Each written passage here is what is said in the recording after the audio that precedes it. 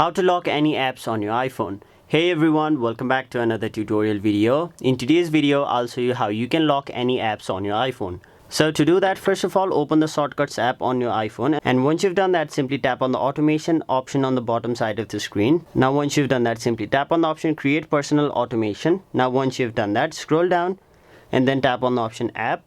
Now where it says choose, simply tap on it and then choose all of the app you want to lock. So for this example, I'll simply choose my Messenger. Now once you've done that, tap on the option done.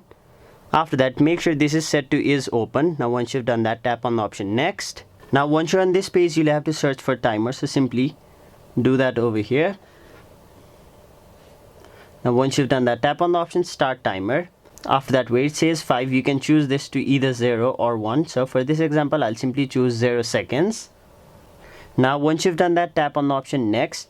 After that, it will take you to this page when Messenger is opened, it will start timer. So as it says ask before running, you'll have to simply toggle this bar off and then tap on the option don't ask. Now tap on the option done. Now once you've done this, simply open the clock app on your mobile device and then go to the option timer. Now once you've done that, simply select 0 second or 1 second, whichever you chose. After that, when the timer ends, simply tap on the option stop playing and then tap on the option set. Now once you've done that, let me try opening my Messenger, and as you can see, the Messenger will lock by itself. Now in order to unlock Messenger, you'll have to enter your Face ID or your passcode. So only after you enter your password, you will be able to open the apps you've set your lock to. So that is basically how you lock any apps on your iPhone. That was it for this video. Hope this video was helpful to you guys, and if it was, make sure you like this video and subscribe to our channel so that you don't miss out on further videos such as these.